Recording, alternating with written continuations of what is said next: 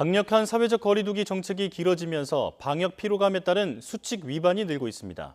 곳곳에서 집단 감염이 속출하면서 환자 발생이 꾸준히 오름세를 보이고 있는데요. 전문가 사이에서는 4월 고비설도 제기되고 있습니다. 류재복 해설위원과 함께 코로나19 발생 상황 짚어보겠습니다. 어서 오십시오. 네. 자, 어제 하루 환자가 500명 가까이 늘었습니다. 검사량이 많지 않은 탓에 양성률도 2%를 넘겼는데요. 현재 상황 진단부터 해주시죠. 그러니까 오늘 0시 기준이니까 어제 토요일 482명인데요. 올 들어서 토요일 발생으로 가장 많습니다. 예.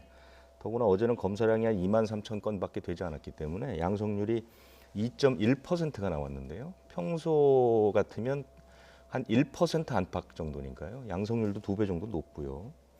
지금 그 감염 재생산 지수라고 해서 환자 한 명이 이게 퍼뜨릴 수 있는 사람의 그 수를 지수화한 것이 1.06인데요.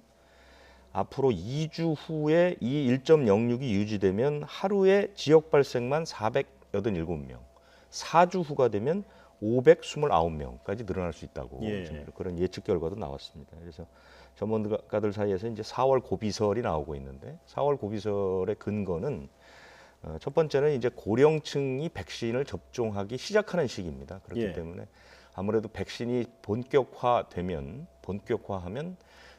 그 방역 수칙이나 이런 그 긴장감이 이완될 가능성이 상당히 있는데 실제로 4월 한 달 동안 백신을 맞는 사람은 그렇게 많지 않다는 것이죠. 그리고 또 하나는 이제 기온이 올라가게 되니까 뭐 지난해도 마찬가지지만 봄꽃 나들이 같은 것들, 그다음에 이제 부활절이라든가 한식 행사 이런 것들이 많이 있기 때문에 사람들이 그 이동이 많아진다는 것이죠. 실제로 이동량을 분석해 보니까 지난 1월에가 지금으로부터 2달 전에 주말 이동량이 4,500만 건 정도 됐는데 최근에는 6,400만 건으로 거의 한 40%가 늘었습니다. 이렇게 많이 늘었다는 것은 이동량이 늘면 반드시 환자 증가로 이제 이어지는 그런 경향을 보여왔기 때문에 4월이 상당히 중요한 한 달이 될 것이다. 이런 의견들이 많습니다. 네. 고령층의 백신 접종이 미비한 가운데 행사도 4월에 많기 때문에 4월 고비설이 제기되고 있다. 이렇게 정리할 수 있겠습니다. 자, 눈여겨봐야 할 집단 감염이 적지 않은데요. 지금부터 자세히 살펴보겠습니다. 우선 강화도에 있는 폐교에서 합숙한 방문 판매 업체 종사자들이 무더기로 확진됐죠. 예, 지금부터 말씀드릴 것들은 다 이제 상당히 지역 감염 전파가 우려되는 그런 그 집단 감염들인데요. 또 곳곳이 거의 방역 수칙을 제대로 지키지 않은 그런 지점도 있기 때문에 좀 특별히 소개를 좀 시켜드리려고 하는 건데요. 조금 전에 말씀하신 이 강화의 폐교 합숙 집단 감염, 이것은 그 인천시 강화군에 있는 폐교가 있습니다. 길상면에 있는데요.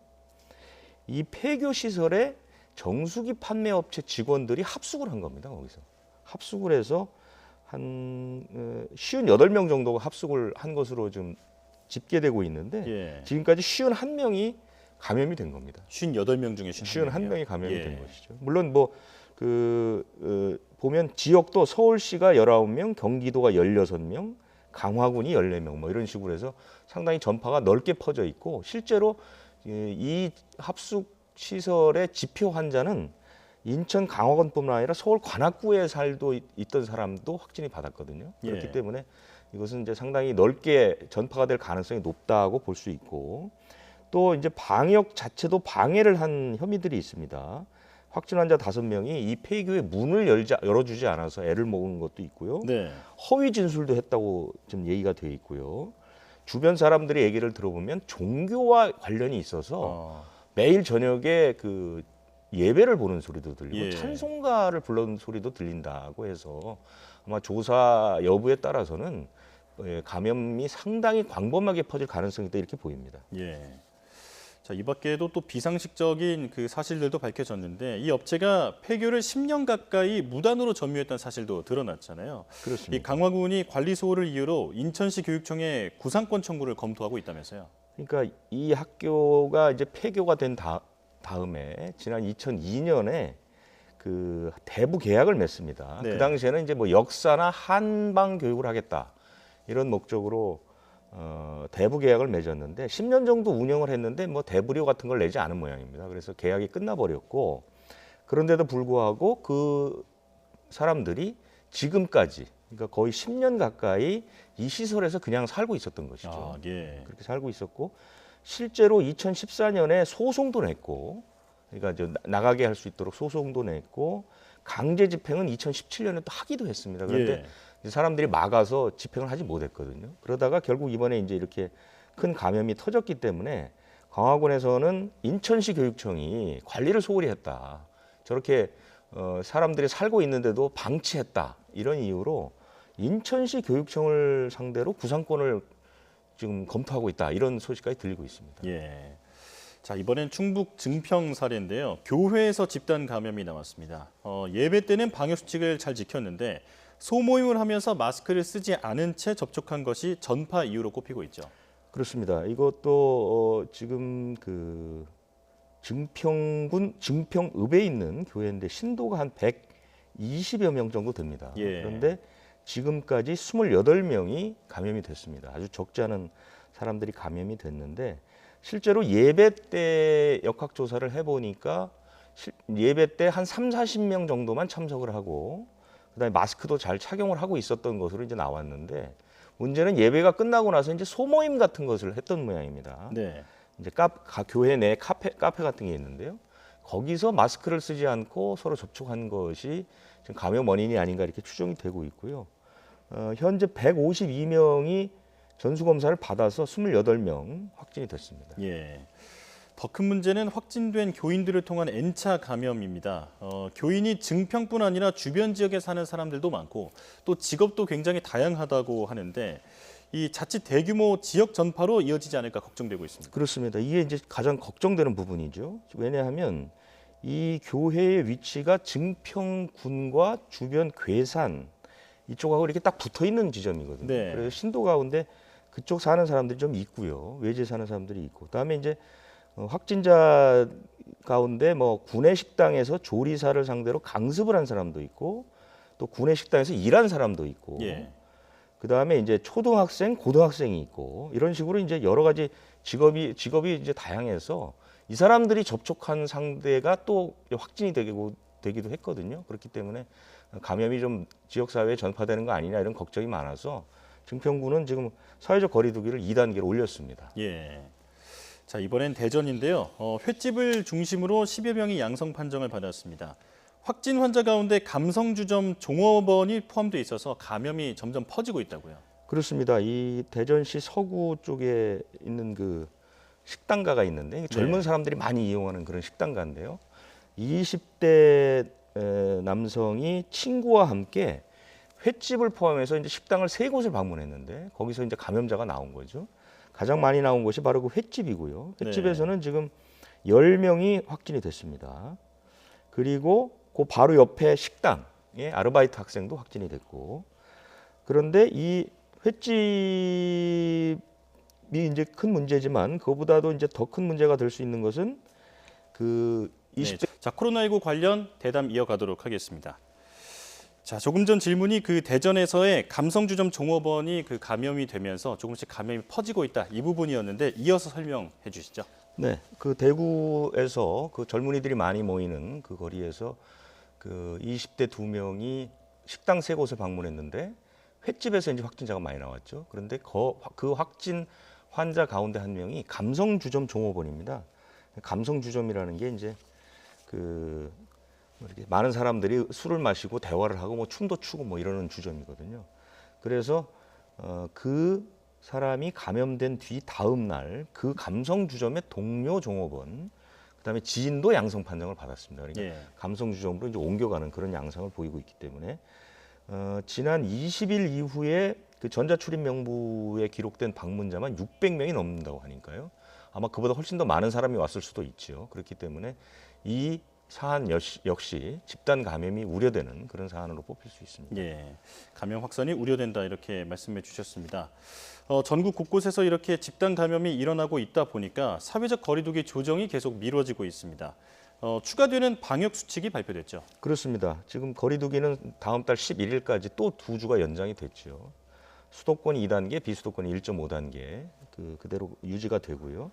추가된 것은 이제 기본 방역 수칙이라는 게 이제 제정이 됐습니다. 7개 수칙인데요. 마스크 착용, 출입 명부 작성, 환기 소독, 음식 섭취 금지, 유증상자 출입 제한, 방역 관리자 지정, 이용 가능 인원 게시 이렇게 이것은 이제 시설에서 지켜야 될 기본 방역이고요. 이 기본 방역 수칙이 적용되는 대상도 현재는 24종에서 33종으로 네. 늘었습니다. 지금 보시는 것처럼. 그다음에 이제 조금 전에 말씀드렸던 음식을 먹을 수 없는 시설이 현재는 8곳인데 추가된 것이 상당히 많죠. 그래서 뭐 무도장이라든가 임의용업, 카지노 이런 것들은 이제 다 음식을 먹을 수가 없게 되는 것이고요. 예외를 말씀드리는 게 좀 나을 것 같은데요. 키즈 카페처럼 이제 별도 식당 공간이 있는 이런 곳들은 음식을 먹을 수 있고요. 그다음에 칸막이 있는 PC방 네. 여기서도 음식을 먹을 수 있고 국제 회의장처럼 이제 이용 시간이 굉장히 긴 그런 시설에서의 음식 섭취는 가능하도록 그렇게 만들었습니다. 예. 자, 효율적인 방역을 위해서 지금 이 방역 당국이 방역 관련 법을 바꾸기도 했습니다. 앞으로는 방역 수칙을 한 번만 어겨도 곧바로 운영이 중단되는 원스트라이크 아웃제가 운영이 되죠. 그렇습니다. 입법 예고가 됐고요. 이제 앞으로 한 20일간 의견을 수렴하게 되는데요. 첫 번째는 감염병 예방법의 시행 규칙을 이제 입법 예고를 해서 지금까지는 그 첫 번째 위반이 적발되면 경고만 줬는데 앞으로는 10일 운영 금지를 내릴 수 있도록 법을 네. 만들었습니다. 그 다음에 이제 감염병 예방법 시행령이 일부 바뀌어서 격리 기간이 지금까지는 탄력적으로 이제 운영이 되는데요. 지금까지는 감염병 최대 잠복기가 끝나는 날 이렇게 정한 것을 감염병 최대 잠복기 안에서 질병관리청장이 정하는 날까지 이렇게 정한 것입니다. 그러니까 이것이 이제 그 백신 접종과 연관이 되기 때문에 연관해서 지금 운영을 하겠다는 거고 아주 바로 시작하는 것은 아니지만 하여간 여러 가지 그 예방 접종을 염두에 두고 법을 바꾼 것이다 이렇게 볼 수 있습니다. 예. 자, 지난 25일 우리나라의 코로나19 환자가 10만 명을 넘어섰습니다. 이제 세계에서 85번째로 환자가 많은 나라가 됐는데요. 이게 수치상으로 보면 세계적으로 봤을 때 이 상대적으로는 그렇게 심각한 편은 아닌 거죠. 예, 그러니까 지금 세계의 코로나 환자는 1억 2천만 명이 넘었습니다. 사망자가 300만 명 가까이 됐죠. 네. 우리는 10만 명을 넘었지만 그 다른 나라는 상당히 많은 나라들이 있죠. 제일 많은 나라는 이제 미국이죠. 네. 미국은 환자가 3천만 명이 넘습니다. 브라질이 1,200만 명, 인도, 러시아 이런 순이고요. 아시아도 인도네시아가 한 147만 명 정도 되고요. 반면에 이제 베트남이나 홍콩 이런 나라들 그렇게 많지 않은 나라인데 10만 명당 확진자 발생 비율이라는 게 있습니다. 네. 이것을 꼽아 보니까 우리나라가 193명, 미국이 8,940명입니다. 그러니까 우리는 인구가 많은데 확진 환자는 그렇게 많지 않은 편에 속하는 그런 국가로 볼 수가 있습니다. 예. 자, 우리나라뿐 아니라 세계적으로 아스트라제네카 백신을 둘러싼 논란도 계속 일고 있는데요. 백신 제조와 공급 과정이 원활하지 않아서 그동안 많은 나라로부터 비판을 받거나 접종이 아예 금지된 적도 있었죠. 그렇습니다. 다른 백신들은 지금 큰 차질이 없이 공급도 잘 되고 또 접종도 잘 이루어지는데 유독 아스트라제네카 백신만 참 논란이 많습니다.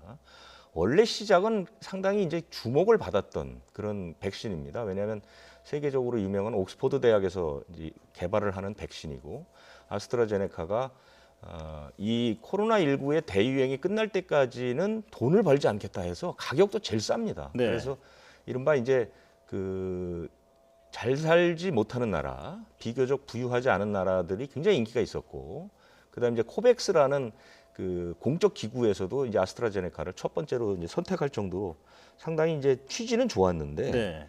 그 임상 시험 결과를 발표하면서 지난해 11월에 임상 결과 발표하면서 70% 얘기를 했었는데요. 그때 이제 그 과정에서 실수로 1차와 2차의 분량을 다르게 접종을 했지 않습니까? 네. 그래서 이런 사실들을 또 숨기고 있다가 적발이 되기도 했습니다. 그래서 미국에서는 이제 그 사용 허가를 위한 심사가 연기되기까지 했고요. 그 다음에 얼마 전에 미국에서 3상 시험한 거 발표한 것도 보면 처음에는 79%가 나왔다고 그랬다가 나중에 76%가 나왔다고 내렸는데 이것은 이제 미국 쪽에 있는 그 전염병 연구소에서 이게 이상하다. 정보가 옛날 정보를 가지고 지금 한 거 아니냐. 네. 이렇게 이제 의혹이 제기되니까 나중에 밝힌 거죠. 2월 17일까지의 결과만 가지고 했다. 이렇게. 이런 식으로 이제 문제가 되니까 계속해서 이제 의혹이나 논란이 있는 거고, 특히 이제 65세 이상 그 접종이 지금 뭐 금지가 됐다가 지금 풀리지 않았습니까? 그렇죠. 이것도 마찬가지로 사실은 옥스퍼드 대학에서 윤리적인 문제로 고령자를 대상으로 하기는 좀 어렵다, 이런 식의 이제 윤리 문제가 들어 있어서 그 65세 이상에 대한 그 검사를 좀 적게 한 거거든요. 그런 이유가 있음에도 불구하고 결국 많은 나라에서 접종을 좀 금지시키기도 했단 말입니다. 이런 식의 문제가 있었고, 또 이 공급 문제도 지금 유독 아스트라제네카만 여기저기서 공급이 잘 안 되고, 그다음에 이제 옥스퍼드 대학과 같이 했다는 이유로 영국의 물량을 좀 먼저 준다, 뭐 이런 유럽 쪽의 비판도 있고 해서 네. 상당히 논란에 빠진 그런 백신이 됐고, 우리나라에서도 이 아스트라제네카에 대한 불신이 상대적으로 꽤 높은 편이죠. 그렇죠. 자, 애초에 용량 논란을 말끔하게 해소하지 못한 데서 다른 논란이 계속 이어졌다, 이렇게 정리할 수 있겠습니다. 앞으로는 백신 관련 정보가 모두에게 투명하게 공개되길 기대해 보겠습니다. 지금까지 류재복 해설위원과 함께 코로나19 상황 살펴봤습니다. 오늘 말씀 고맙습니다.